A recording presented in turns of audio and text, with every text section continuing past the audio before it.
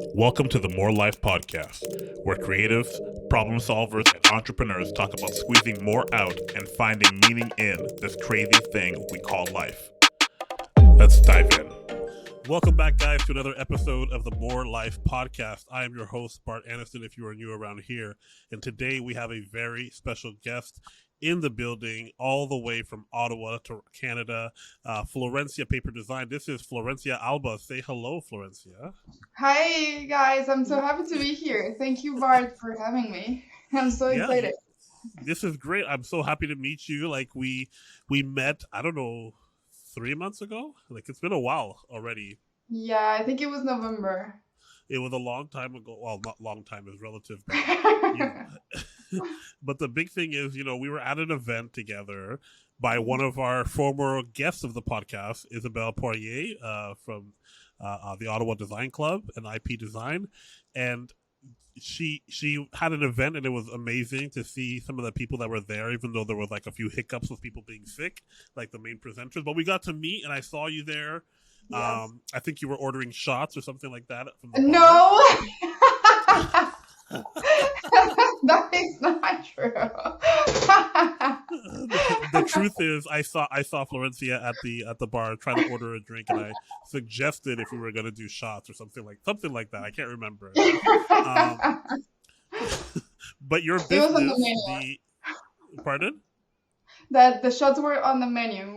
We were ordering drinks. And the shots. Like, okay, we're in that mood already. It's too early for that. Yeah. The best part was, I started to learn a little bit more about you, about your business and what you do. And when people hear, paper and design, they may have an idea of what that is, but they don't necessarily know. So how do you explain it when you meet somebody new? I've been working in that pitch for a while now, but I think the best that I can describe it is that I'm a paper designer, and I create 3D sculptures or elements with paper, and they are mainly for window decorations, window displays decorations, or for set design. And either for businesses, yeah? Yep, exactly. Like window displays for shops. Yeah, so you're doing window displays for shops and for businesses. And guys, this is one of the ones where you need to definitely check out the Instagram while you're listening to the episode. We're going to have it listed in the show notes below. But go check out the work so you can see the caliber. Because it's not just like, when I was in the 4th grade, we had like a class on origami. This is not the same thing. There's a lot more involved in intricacy. And there's a lot more craft as well to the to what you're doing, and it's A, impressive. B, it is extremely intricate. It is not just, I'm going to make a rose out of a paper, or how they teach you how to make like a hat out of a paper. You just fold it, you fold the flaps, and I'm a sailor now. That is not what we're talking about. But I want to hear, like, how did this fascination start? How did this skill progress? How did you start with paper? Well, first I will say that ever since I was a little girl, I loved arts and crafts. Like, that was my thing. I loved it. Yeah. I was obsessed with it. And then it started when someone made me a paper bouquet. And I thought it was the coolest thing ever. And I was like, wow, is this something that you can make with paper? And then this was in high school. And then I wanted to go to the beach with my friends, but I was in high school. I was not working. So I was like, okay, I'm going to make a bunch of paper bouquets for Mother's Day. And I made like 30 or 40 bouquets, and I sold them all. It was a hit. And then I was like, wow. Yeah. And then so one person gave you a bouquet of flowers, of paper flowers. In my mind, it's a boy. And then after that, you made it into your whole business, you're like, okay, this is actually cool because you got the entrepreneurial bug a little bit early, where you have a skill and you're able to market it. Yeah, I guess I was not planning to make a business or a career out of it at that point at all. Like that was not my plan. That happened by accident. By accident. So yeah, so I Just started because you doing wanted to go that. to the beach. Yeah, exactly. And then the same people that bought the bouquets for me started to ask for like bigger flowers for backdrops for baby showers and birthday parties and stuff like that. And then I Okay. went into university and I studied, it's called Innovation and Design Engineering, which is Very like cool. a mix of industrial design and industrial engineering. Yeah, Okay. it's interesting. And there Yeah. I had the opportunity to learn crafting in a more professional way, I would say. Yes. And yeah, throughout university, I never stopped making paper stuff for people. And yeah, that's how it became my full-time job. So this is your full time job. It's not like a passion project or just something that you do on the side. This is like what you're dedicating yourself to, and you're making um, sales, and you're making display cases for people. You've niched down into that. To that, we're going to make displays for people in a large scale. Yeah, yeah. So it was like my side hustle throughout school when I was studying my university, and then after that it became my full-time job. Like I went right into that as soon as I graduated, and I moved to So Canada. So I'm from Mexico, and I started my okay, business there for 3 years, I think, and then I moved to Canada 3 years ago. So it's been 6 years now. so you've been doing it for 6 years in Canada, is that right? Yeah, Or in all total? almost 7 years in total. It's almost 7 years in total. You went to school in More your home formally. country, more formal, yeah. Like I know there's like an in between phase when you're like, is this serious? Am I really gonna do No, this? Yes or like no? if you Yeah. count since high school, is like 9 years. So it doesn't count. So what happened to the boy that made you the flowers? Does he get a cut of the Yep, proceeds now, yeah, or yeah, yeah. He didn't make it into the business.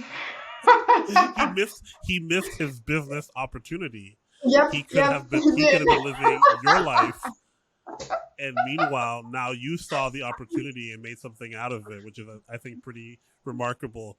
Okay, so you're in school, you're doing this, you're learning the skills. How do you go from making this like a part-time profession into something that's more, I'm going to jump in with 2 feet, because it takes a lot of explaining. Like you said, you're working on your pitch, and that can be a little bit problematic in terms of how do I make this marketable to an audience that wants to hear about this. How did you go from like, did you get better is what I'm trying to ask, like at telling people what you do and showing them how you can help them? Bart, I've never been good with sales. That's not a skill that I have. I'm so bad. Like I rather let my work speak for myself and Yeah. kind of wait for people to come to me. And I feel Is like that what you're doing right now? Are you waiting for people to come to you? no, no, no, no, no, no. In Canada, it's a different story. But at Okay. least in Mexico, I was living in my hometown, and that's where I lived my whole life. So I knew people, I had the connections, I had the network, and it was just easy for me to showcase my work. And honestly, it was just people would come to me, and I never had to knock any door. Like they would show up, You and had a reputation for that. yeah, and like the people in my work kind of led me to this path. Yeah, it happened by accident. I don't know. I never I understand. sat down and planned it and be like, okay, now I'm gonna do this, and then I'm gonna reach out to these people. No, like they slowly came to me, and I started growing naturally. That's amazing. That means you have something that's very valuable. And specifically like with uh the skill that you have and the business that you have, not everybody can do this. I can watch a YouTube video to show me how to fold the papers, but it's not just that. Like you said, you went to school for, a mix of different types of design mediums, and it takes more of an eye to be able to understand, because a lot of times you are parachuting into someone's business and you're trying to amplify not the paper artwork but another product. Oh So yeah, you're trying to definitely. be All the time. visible, but you're not trying to take away all the spotlight as well. Exactly. And that takes a certain amount of understanding of composition, of understanding what will actually help the business, what will help this display, and what will elevate what's already there, because that's what the main thing is. For you, is that something that takes a little bit more you learning as you went, and you're like, okay, this is actually going to work better. Do it this way versus you at first maybe you're just doing whatever they asked, but how do you now show some of your design skills or your own ideas? Do you present your own ideas this way? So it depends from client to it's from client to client. Sometimes they come to me and they're like, okay, I want exactly this in these colors because this is a collection or what or the branding or whatever, and I have to follow that. And sometimes these people are just they're just like, I need to create something or like amplify my Yeah, view of my window or my shop yeah. or my brand, and just please help me and you do you, and like I want your approach. So then I what I do is I always give them a couple options of different Hmm. designs, and then they choose, and then we pick or combine ideas, and that's how it comes together. That's amazing. And you're also, I guess, showing them like a mood board or ideas Yeah, collection together. Okay. yeah, And that's how. where do you get your inspiration from? I feel like this is such a niche design space. How do you then find inspiration? Is it in articles, magazines, other people that do what you do in your field? Mm, there's a small community of paper artists that do what I do in the world. We're probably maybe like no more than 300, I would say. And Wow. that I found, like, I started my business because I found them, and then I saw Yeah. that there's people living from this, and like this can be a thing. Like I can make this my thing. Yeah. Yeah. So And you're exclusive. This is very like a small community of people. yeah, yeah, yeah. But it exists. I'm not the only paper artist. There are many artists that I love and that I look up to for sure all the time. And uh, but my main inspiration, I don't know. Like for example, for the windows, it's easy because there's always the theme. It's always like either spring Right. or winter or holidays or fall. So I always have like a yeah, like a common theme, and it repeats itself every year. So Got it. like, by now I know already like the things that I want to do for fall, and I'm like I just have time to think about it, you know? Yeah, yeah. So do you set certain ideas? So you're like, oh, whenever I get these types of clients, I already have ideas for fall. Like I already know what elements or new um, pieces that I can put together for fall. And or do you wait until you are commissioned or hired to then come up with ideas specifically for each one? mm, I always have things that I want to do in the back of my head, and whenever I have the option to pitch it to a client, and Yeah, I know, okay, this thing that I've been thinking for a year, like this is a client that's gonna get it. Like they're perfect for this, and then I pitch it to them, and if they like it, it's doable. Or like I have one idea for spring that I've been trying to sell to someone for 3 years, and no one likes yeah, that. And I was like, please, someone let me do yeah. it. Yeah. And what about like when you think of ideas? Obviously, I'm sure you're practicing them, and you're seeing different ways on how to make these. Um, how do you are you like without being offensive? Are you that good where you can picture something and then you can reverse engineer how to build it?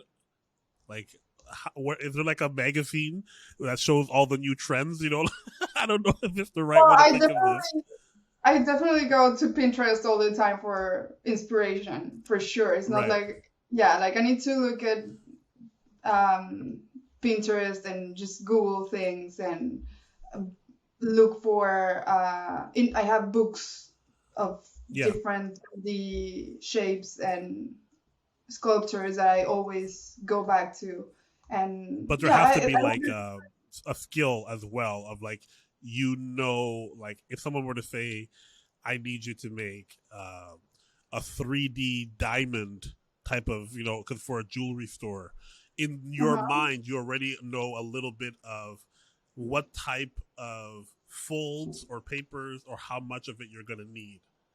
Or do you have to Yeah, look up like how many, like there's no instruction manual, that's what I'm trying to get at, like how much of this is artistry and how much is like, I do this a little bit with my daughter. She very creative, and we got her an origami book and she likes to make them, but sometimes the folds are a little bit too complicated, so I have to jump in and kind of like show her what's going on, and I'm just following the instructions.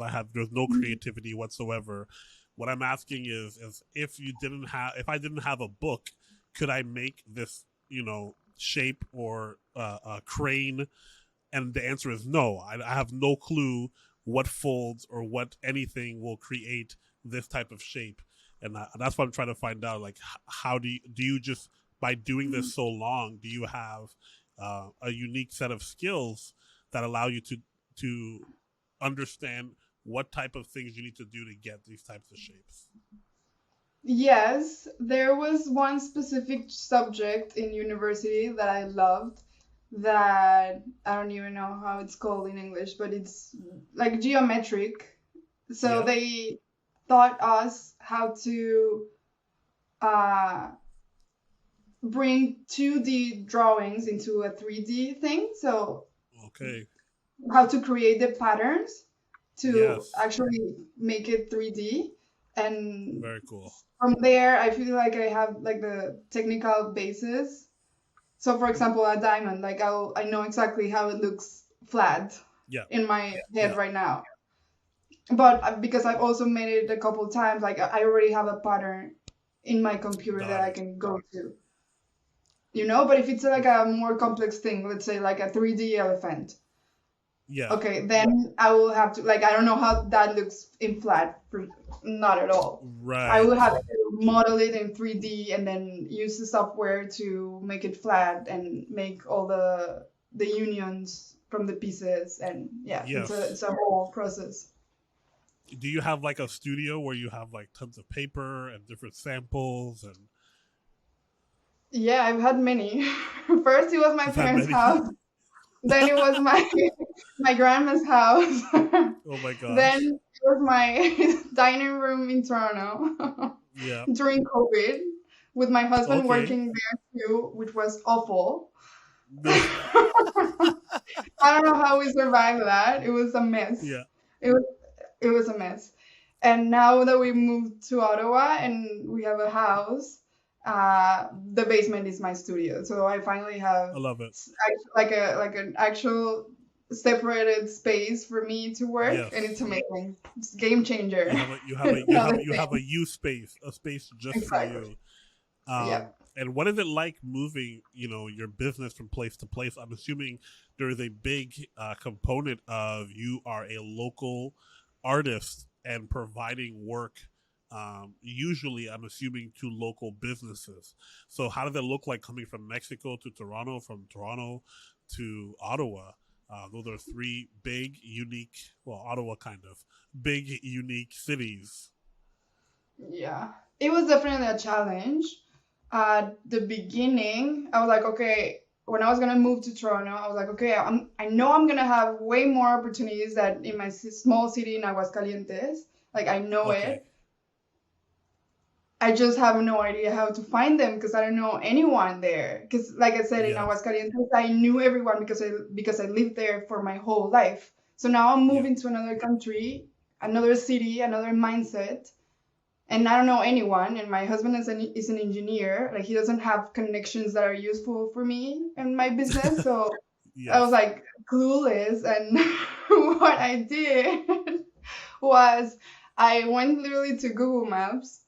into the biggest avenues in Toronto, and Yep. in the street view, I was like Yeah. looking at every window, and I was just writing down the names Very and good. doing I my love it. research and just going like for the first time in my life selling myself That's and really smart, though. being like, hey, I walked by your window and and I love what you have. I love your brand. I love your shop. I looked at your website and I think we'll be a great match. Please hire me. Wow. Kind of. It was kind of like that. And did it And work? so, yeah, the first person that say yes was Jewelry Made You Look in Toronto. Okay. Yes. They make handmade jewelry. They have many artists working there, and the owner Sarah, which I love her.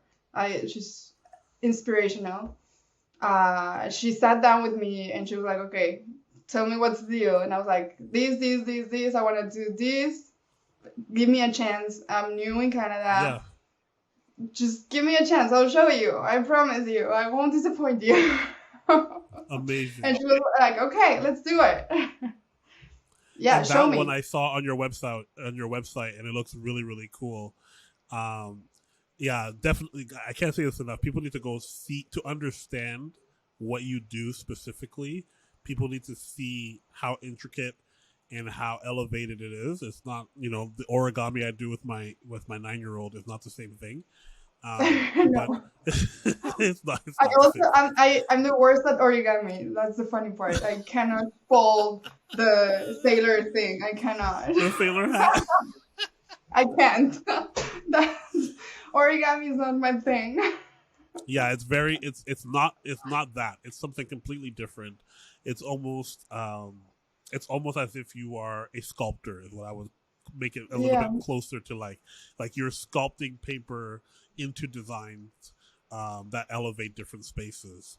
Yeah. There's also an element of grittiness that is required. The entrepreneurial spirit is a real thing where you figured it out. You're new to a country, you show up and you're like, okay, I gotta figure out a way to, I don't have the comfort of my language, of my hometown, of the contacts and the people that I know, so I have to figure something out and I have to do it quickly because I'm sure it's very expensive to live in Toronto, and you Yeah. experienced that during COVID and all those things. Yes. And I love Yes. that those things didn't deter you, but if anything, they push you harder to find a way when there seems to be no way.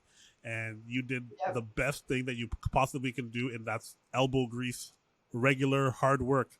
I know we live in a world where a lot of us work in digital spaces or in creative spaces, but just because it's a creative space doesn't mean that it doesn't require hard work. And sometimes there are things that you can do that are free, that are really, really important to be doing.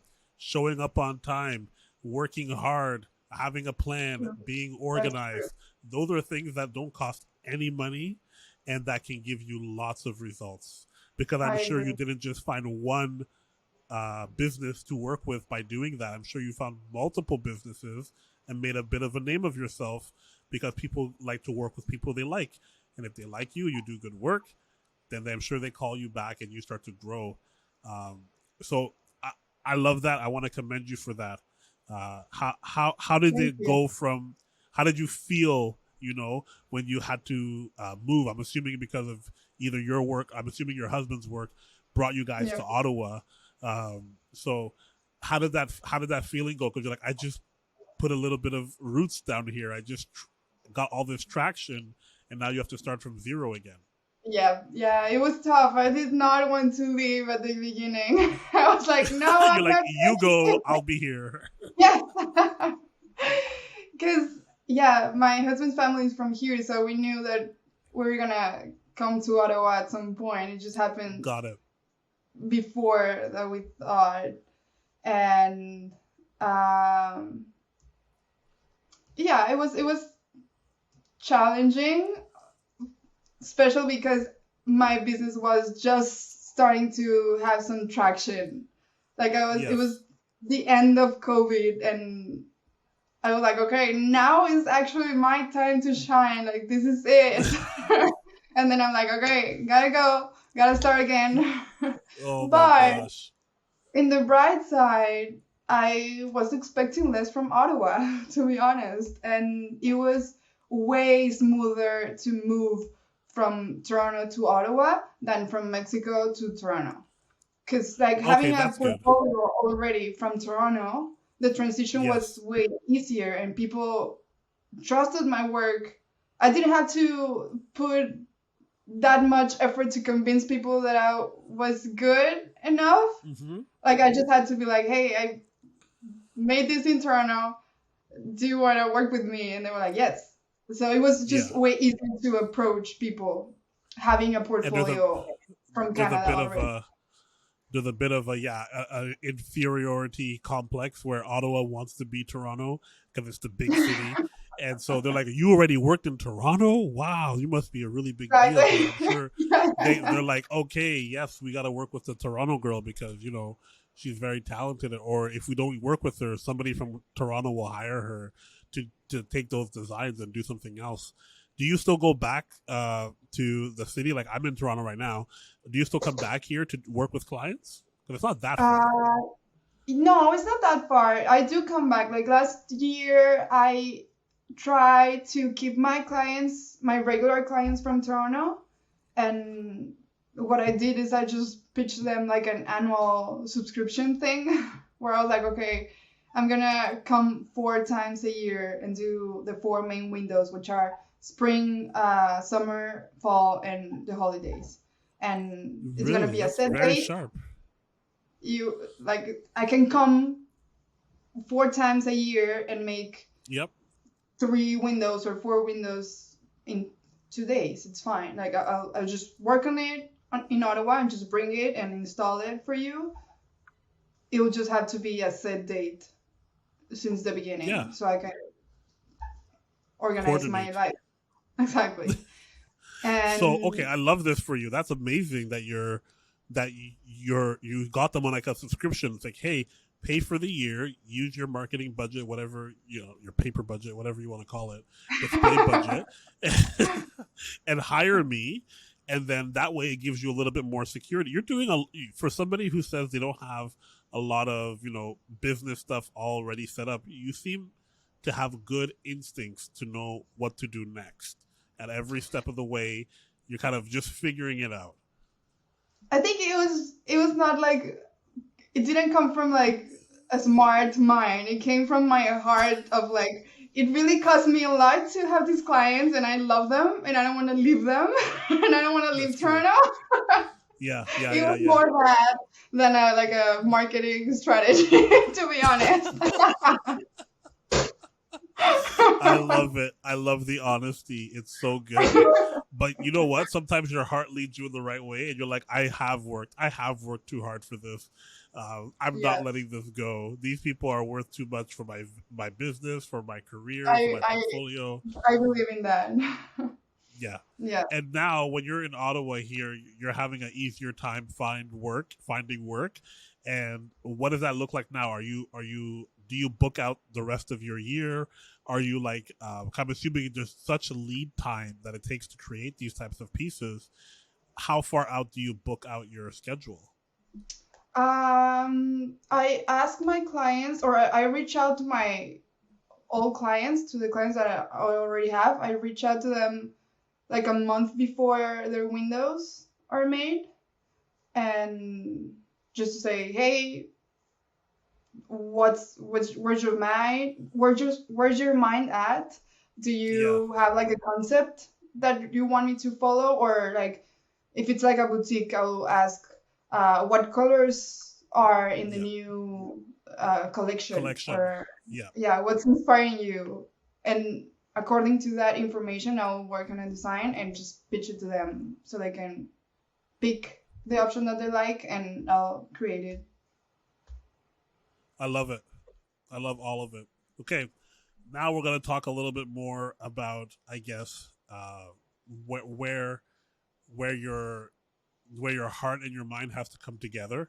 Where there are some people who are innately more business driven. I think you're more artist driven. You're more on the artist side that you have to do the stuff for business because that's how you do your art. Would you agree, or do you think that I'm a business person who has used art to the look on your face already? I'm definitely not. You're not. I'm You're an not. artist. Like, I also don't feel like an artist either. I feel like Really? I'm more, yes. I Let's don't feel talk like about I'm very that. I don't feel like I'm very artisty. I just feel like a creative engineer, to be honest. Like Okay. I'm very Okay. practical in my approach to things. Like I never Yep. sit down and like meditate and like listen to music and like get inspired. Like I don't I like that's how I imagine an artist is like. I know I'm that not. feeling. Like I I know just that feeling. I'm like, okay, I have 2 weeks to get this done. Like what's the easiest way to go? Like how can I make the most out of my time and have the biggest and boldest and best result? And how can I, yeah, like I'm just like, yeah, like a creative engineer, I will describe Yeah. myself. I, Not I, I say business this all or the not time. artist either. None of them.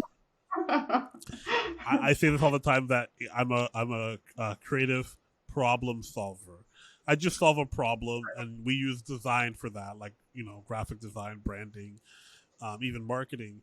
But yeah, I understand there's kind of like an in between space, especially now with the word creator in terms of online and YouTube and people that make videos and stuff like that, where you're not a filmmaker, you're not producer, right? Like you're not just technical business.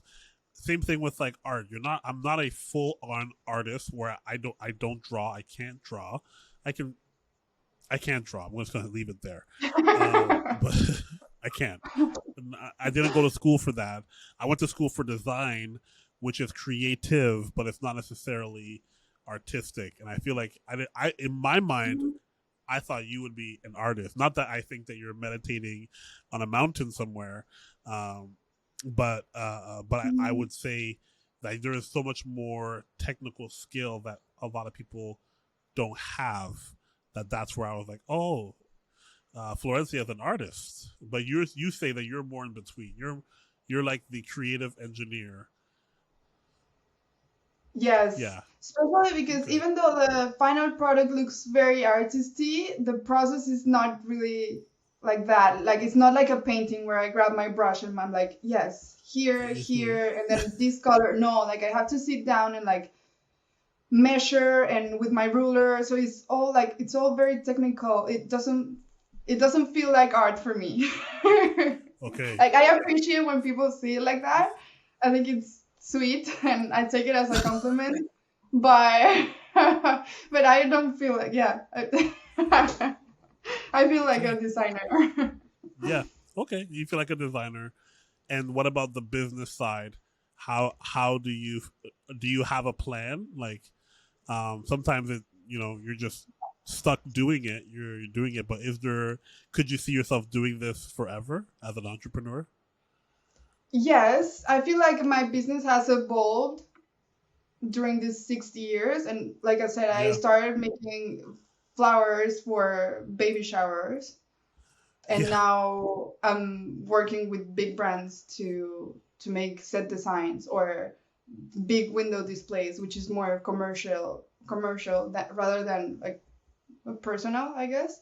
Yeah. And I can see myself shifting again, but within the paper art world.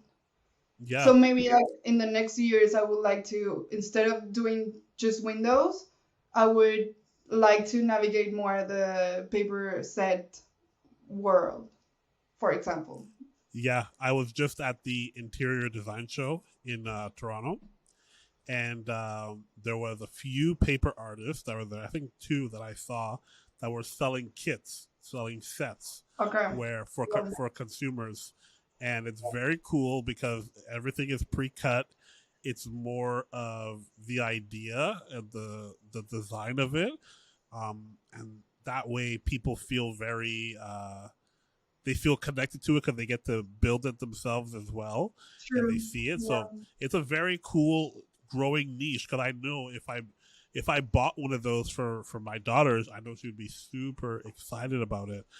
Just seeing how it comes to life from the paperwork, Yeah. and it's not just an origami fold here, fold here, fold here, flip it upside down, and all of a sudden you have, I don't know, an orange or something, right? Like this is like something that is way more 3-dimensional. The paper quality is so much better. The stock, it's perforated or scored in a way where you can do some folding and manipulation to it properly. And it even if you were to consider even like painting it, there's so many options, and I'm seeing it show up more because last year I was at the interior design show. I didn't see anybody with paperwork. But now I saw 2 displays where it was full on paper studios and people who had done what you had done, but then also started a commercial side to consumer side to kind of deliver an at-home experience as well. I think you have a lot of opportunities ahead of you, and I think I know you play it off as like, oh, I just did this and it just happened to work. I think you believe and work really hard. And that's why it comes to happen. It's not just you didn't just fall on this by chance. I think the hard work and dedication portion is a big part that means a lot to entrepreneurs, and how to find that balance of really wanting it and still like keeping some composure to go after it. It takes a lot of work, and that's not easy for anybody. Florencia, how do people or how would you refer somebody who's interested in something like this to take a next step? What's the next best thing they should do? Oh my God, that's a hard one. You're not going to be a mentor. Choose your words wisely. I would say to really sit down and write down the steps that you need to take to get there.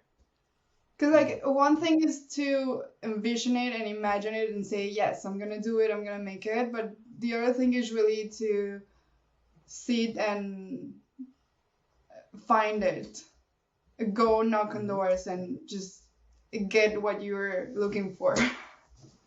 Yeah, it's true. It always sounds cheesy when you say it, but it really is the truth. You gotta have to like chase after your dreams, but it's true. You have to go after it and do the hard work as well for that. Yeah, maybe in my case it was too literal, because I literally wrote down places and I went and I was like, hey, hire me. Yeah.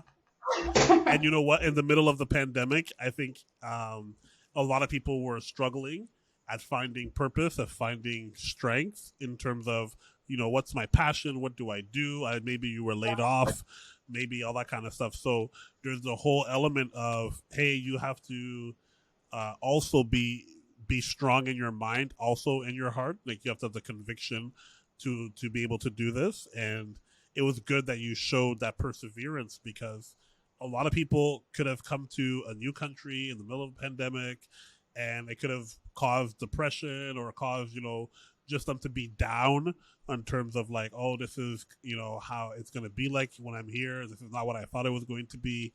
The world was a very weird place for a few years where nothing made sense. Up was down, down was up. And I'm happy that you found a way out of that and to find progress. Yeah, and I'm not gonna lie and say that it was easy, because it was not. Like I definitely had my dark periods, especially at the beginning when I just moved to Canada and it was COVID time, and at the beginning I didn't have a work permit, so I had to just like collaborate and be like, I need to network. Like I'm not gonna sit down and wait till I have my permit to actually start. Like I'm just gonna go. Like I'm gonna lose my mind if I don't create. But it was not easy. Spoken like a true artist. I'm gonna lose my mind if I don't create. Yeah, you're right. I need to self-reflect more. I think that's good. Florencia, I'm so happy that you were able to talk to us today. How can people find you online? What's your website? What's your IG handle? We're also going to put it up inside of the show notes, but please let us know where we can find you. Yeah, so my Instagram is florencia.paper and my website is florenciapaper.com. Perfect. Look Yeah. at that branding. Very easy. Florencia, thanks again for being here. This has been the More Life Podcast, guys. I'm so thankful that I'm able to be a part of this. Listen, we are back. There are more episodes. Go back and listen to the back catalog of season 6. So many great people have been on so far, and so many more are coming soon. We'll see you next time. Peace out.